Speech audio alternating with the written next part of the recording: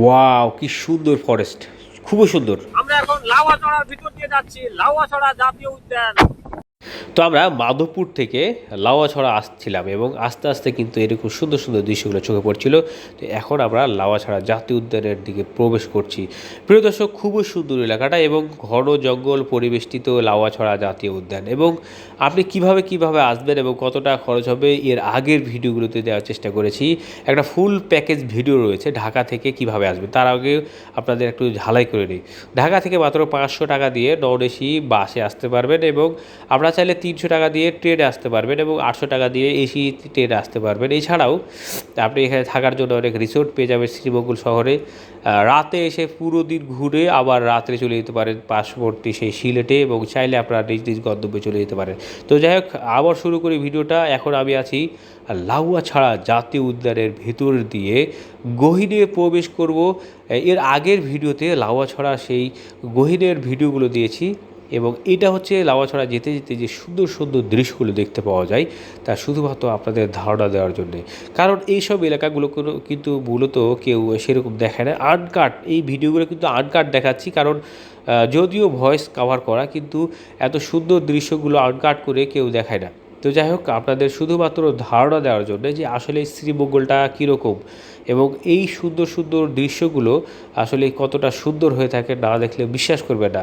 শ্রীমঙ্গলের মৌলভীবাজার এলাকায় এই যে গহীন ফরেস্ট রয়েছে লাউয়াছড়া জাতীয় উদ্যান, এর ভিতরে সেই around the world and 80 days এবং এখানে কিন্তু সেই আবার আছে জলসহ বিভিন্ন নাটক সিনেমা থেকে শুরু করে অনেক কিছুই ডকুমেন্টারি ফিল্ম তৈরি হয়ে থাকে এখানে।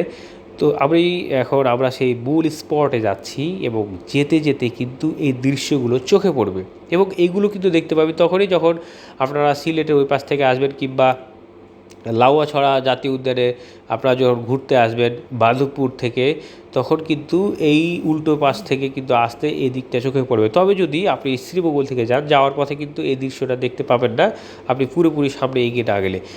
এবং দেখুন, গহীন জঙ্গল চারিদিকে দেখবেন, মানে যেদিকে তাকাবেন উঁচু উঁচু গাছ আর এলোমেলো এই রাস্তাগুলো, মানে দেখুন কী পরিমাণে বাঁক নিয়েছে। এত সুন্দর রাস্তা কিন্তু সাধারণত পাহাড়ি অঞ্চল ছাড়া দেখতে পাওয়া যায় না। আর এই যে লাউয়াছড়া জাতীয় উদ্যান কিন্তু টিলা পাহাড় নিয়ে কিন্তু পরিবেষ্টিত এবং অনেকটা পাহাড়ি অঞ্চল হওয়ার কারণে কিন্তু সেই সুন্দরটা আরও বেশি চমক লেগেছে। এবং এখানে কিন্তু অনেক শত শত বছর আগের গাছও রয়েছে, অনেক পুরাতন গাছ এবং নতুন গাছ মিলে একটা সবুজে ঢাকা একটা অত্যন্ত সুন্দর ফরেস্ট।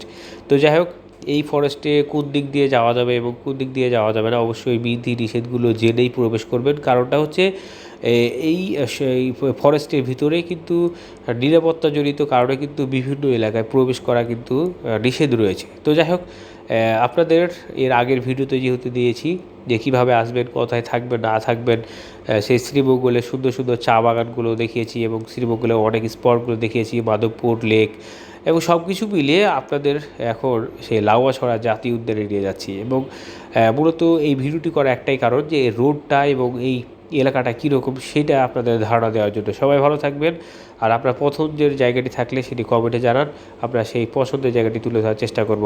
তো সবাই ভালো থাকবেন, এই পর্যন্ত আল্লাহ হাফেজ। আর আপনি যদি আমার চ্যানেল নতুন থাকেন, চ্যানেলটি সাবস্ক্রাইব করবেন এবং বেল বাটনটি প্রেস করতে ভুলবেন না। Thank you so much for watching this video.